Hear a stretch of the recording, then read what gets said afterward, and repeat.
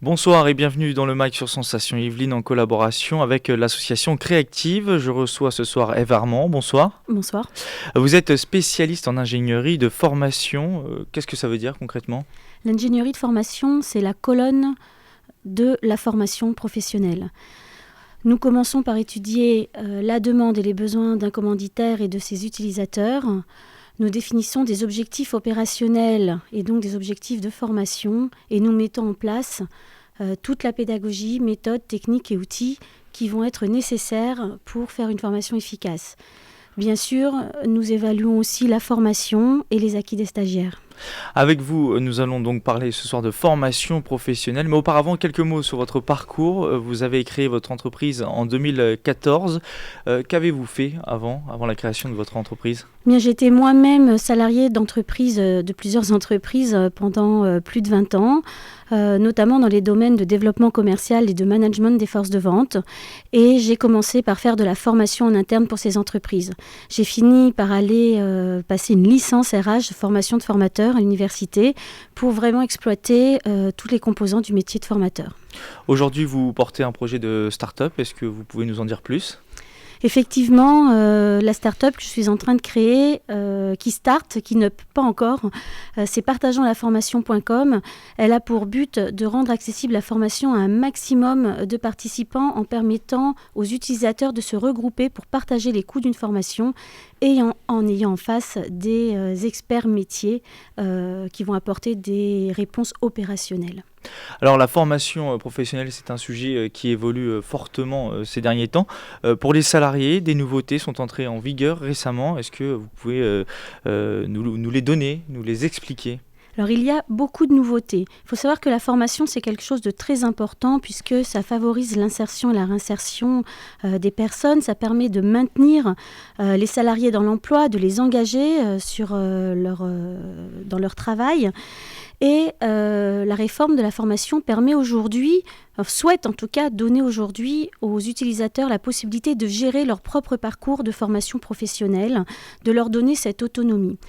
Seulement voilà, c'est un apprentissage et le DIF, le droit individuel à la formation, qui commençait à être bien connu des salariés, des demandeurs d'emploi, des utilisateurs de formation et même des entreprises, est remplacé, je dirais assez rapidement, par une réforme éclair du 5 mars 2014 par le compte personnel de formation. Ce compte, il est utilisable dans certaines conditions, pour des formations certifiantes, qualifiantes, diplômantes, donc sous-entendu assez longues, qui font partie de listes qui sont mises en place par les professionnels, les branches professionnelles, en concertation avec les OPCA, etc. Et les formations sont aujourd'hui, je dois l'avouer, difficilement accessibles. Le projet est venu très vite, s'est mis très vite en action et n'est pas encore finalement au point. Comment marche ce compte personnel de formation ? On a la libre choix du thème de sa formation, par exemple. À tout moment de sa carrière, on a envie de se former, on peut choisir de faire telle ou telle formation. C'est un compte qui vous suit à partir de 16 ans et jusqu'à 77 ans.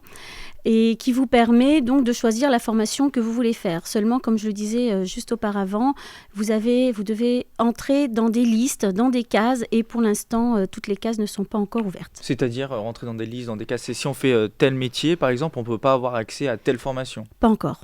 D'accord, ça va être le cas plus tard, mais pas encore. Je l'espère. Un chef d'entreprise peut-il, par exemple, refuser une formation avec le compte personnel de formation ? Comment ça se passe quand on veut faire une formation et qu'on rentre dans les bonnes cases ? Alors, ça dépend. Si la formation va aussi servir à l'entreprise, dans ces cas-là, elle peut être faite sur le temps de travail et bien sûr avec l'accord de l'entreprise. Maintenant, si la formation ne sert pas directement l'entreprise et que l'utilisateur veut la faire pour lui-même ou pour un autre projet professionnel, il peut tout à fait le faire, voir un conseiller en évolution professionnelle. Il y en a dans toutes les régions et décider tout seul de faire sa formation en dehors du temps de travail. C'est pas toujours un accord du coup avec le chef d'entreprise. Non, ça pas peut être dans l'utilisation du compte personnel de formation justement.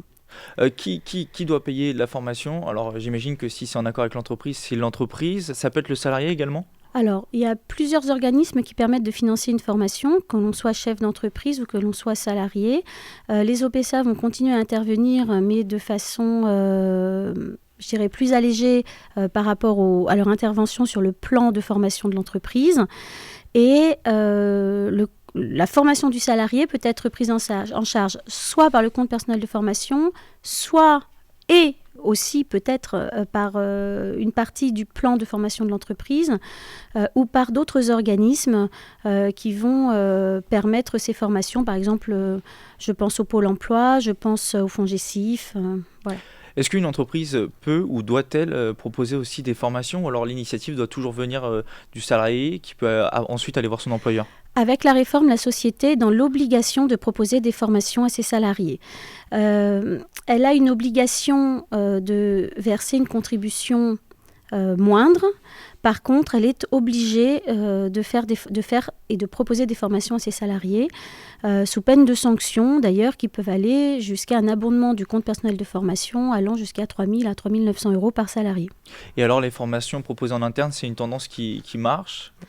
Oui, c'est une tendance qui prend de plus en plus d'ampleur puisque d'abord les entreprises ont besoin de gens avec des formations spécifiques liées à leur activité.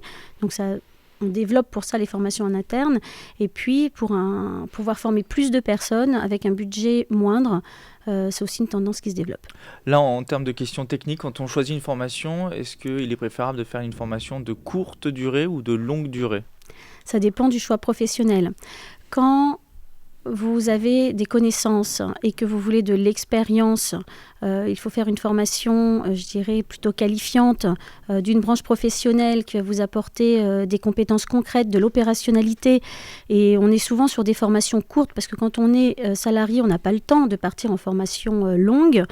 Et si vous avez un projet professionnel, par exemple pour un changement d'orientation, là il est nécessaire de bien poser son projet et d'aller peut-être faire des formations plus longues. Ouais, on peut, avec ces formations, il faut le préciser, mais changer complètement de métier, donc d'ambition professionnelle ou de branche en tout cas. C'est théoriquement possible. Pratiquement, le système est en cours de constitution, on va dire. Merci Ève Armand d'avoir été avec nous et d'avoir répondu à nos questions. C'est la fin de ce MAG, une émission réalisée en collaboration avec l'association Créactive, une association qui accompagne et fédère des femmes porteuses de projets ou chefs d'entreprise. Vous pouvez retrouver cette émission podcast audio et vidéo sur notre site radiosensation.fr.